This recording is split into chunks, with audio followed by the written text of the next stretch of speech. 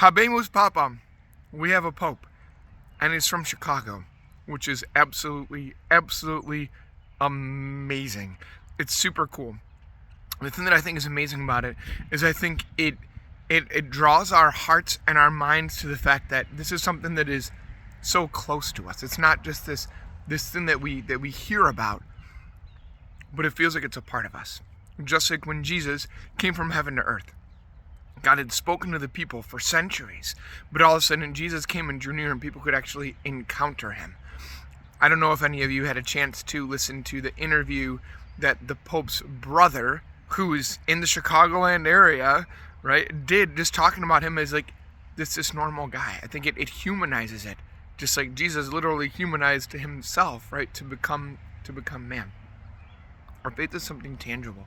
It is something that is so close to us, right? The church, the leadership of the church, the fact that God has given us a shepherd to lead and guide the church throughout the whole world, who's from the Chicagoland area, means that it matters to us. Not that it didn't matter us before, but I think it humanizes it and it makes it real. Yesterday, right after the announcement came out, there was actually some unfortunate misinformation, right? And I ended up talking to all the kids in the school and I said, we know 3 things about this guy. The first is he's from Chicago. The second is that he's a Cubs fan, which unfortunately actually was refuted, and his brother said, no, he's a Sox fan. Like, okay, we know he's from Chicago. Okay, he's a White Sox fan. But the third thing's what matters, right? He loves the Lord. He loves the Lord. And he said yes. Just like Mary said yes, right? Mary said yes to becoming the mother of God. This man said yes to becoming the Pope. What is God calling you to today? What is he calling you to? And are you willing to say yes so that other people can come to love Jesus and come to know Jesus? Now, just real quick fun story, just taking this close to home. So my mom's older brother, my Uncle Don, his brother-in-law was in seminary for quite a while. And the last 4 years that he was in seminary, before he decided that he wasn't called to be a priest, and he ended up leaving and getting married, the last 4 years, he became really good friends and was in seminary with our new Pope. And they became really good friends. They kept in touch throughout the years. And in 2019, he passed away. And when he passed away, his wife reached out to our new Pope, who was living in Peru at the time. And when she reached out, they were such close friends. He's all like, I'm coming up.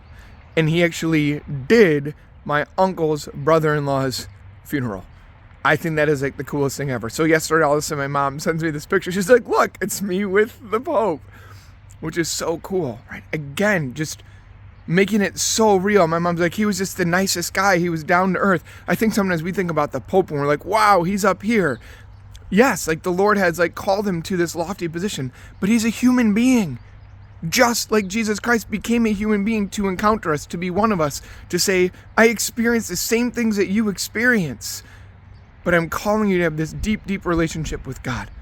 All of us are human beings. If you are watching this and understanding it right now, you're a human being.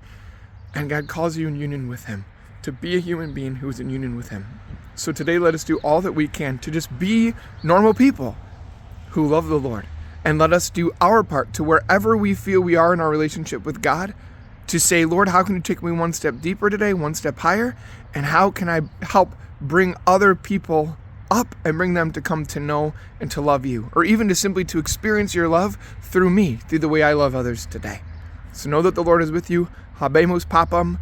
And even though the new Pope is a White Sox fan, go Cubs. God bless you.